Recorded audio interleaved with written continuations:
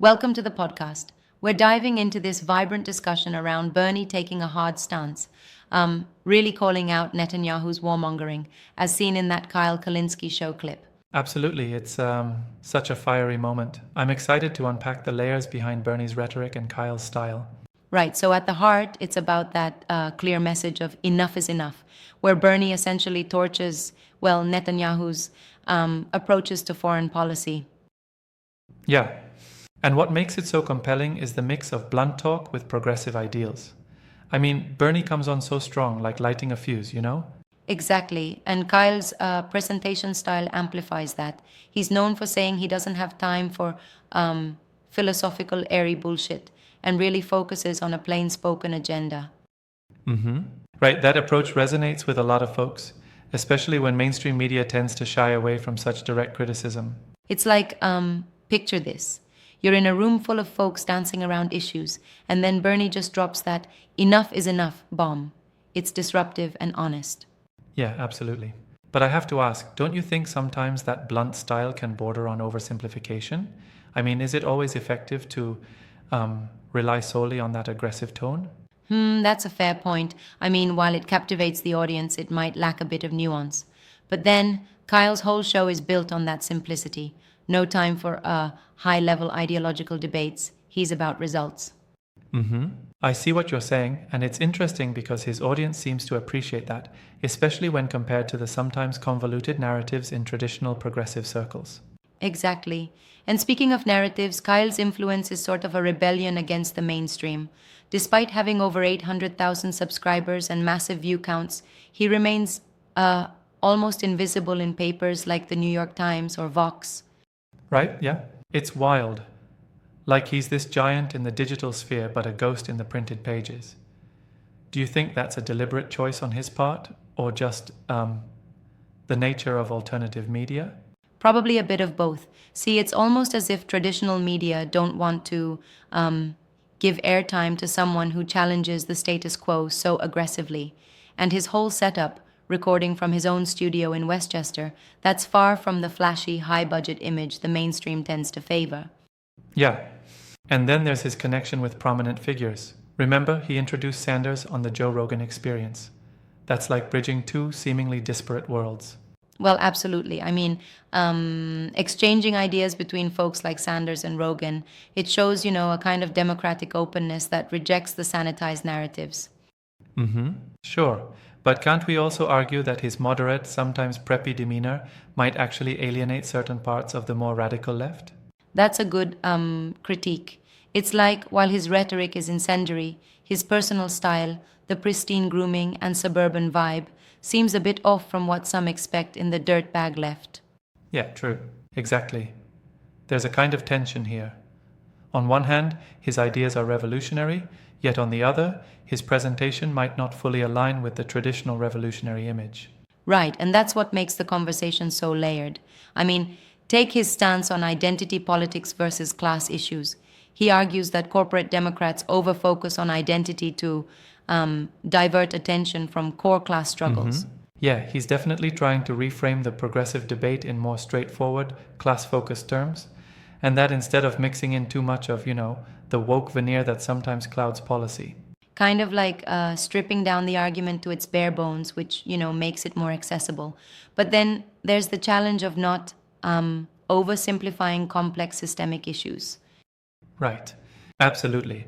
And it's interesting how his supporters, like that cab driver story from Ahmed, demonstrate the personal connection his message creates with immigrants and everyday people. Yes, exactly.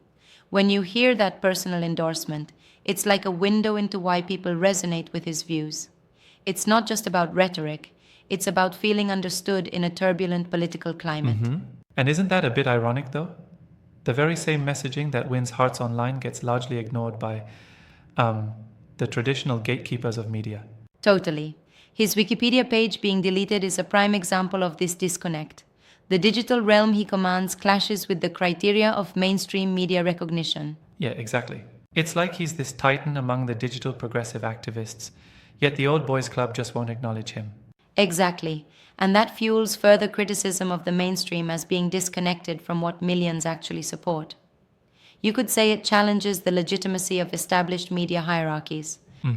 And let's be honest, his style, though rough around the edges sometimes, creates this unfiltered space for debating real issues like military aggression and, yes, Netanyahu's policies.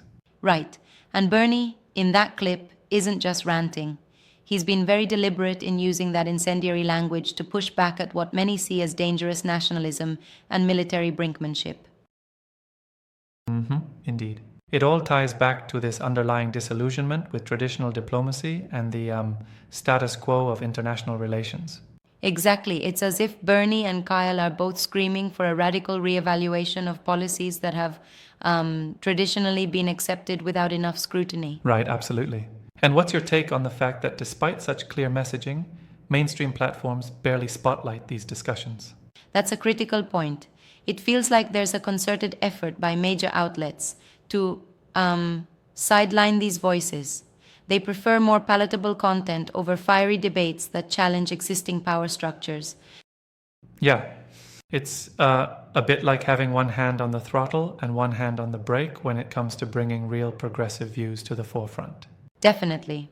And consider how Kyle criticizes corporate Democrats for not addressing class issues head on. That's a call for accountability, almost like saying, enough with the superficial agenda, let's focus on the hard-hitting economic reforms. Sure, but then there's another side, that such blunt critiques sometimes escalate the polarization instead of building coalitions. True, that's a valid critique. It's like, when the messaging becomes so incendiary, it risks alienating moderates who might otherwise be open to these ideas. Yeah, I get that. And at the same time, you could argue that without this kind of passion, most of these issues would just be ignored in the calm, controlled narratives of mainstream debates. Exactly, it's a double-edged sword. The fervor is necessary to shake up the system, even if sometimes it might overshoot the mark in terms of compromise. It's a balancing act, for sure. And the discussion around Netanyahu's warmongering is just one piece of a larger puzzle about how progressive politics is communicated in the digital age. Right, and it also forces us to think about how we define progressivism today. Is it about the finesse of policy details, or is it about the guts to call out established power? Yeah, exactly. And here, Bernie's stance, as well as Kyle's framing of it, skews toward that gutsy approach, a kind of rebellion against endless diplomatic niceties. Absolutely. It's like he's deliberately using fire to spark change, even if the flames might be too hot for some comfort. In the end, this digital progressive movement is rewriting the playbook on political commentary. And it's so fascinating to watch how these voices are both celebrated and ostracized at the same time. Yeah, and that tension is what keeps the debate alive. Whether it's Bernie-torched rhetoric or Kyle's unapologetic style, it forces the broader conversation to confront issues many would rather tiptoe around. Exactly, absolutely. Thanks for this deep dive. It's been quite enlightening exploring the layers of progressive critique in our current media landscape. Definitely. Till next time, keep questioning, keep debating, and remember, sometimes enough really is enough.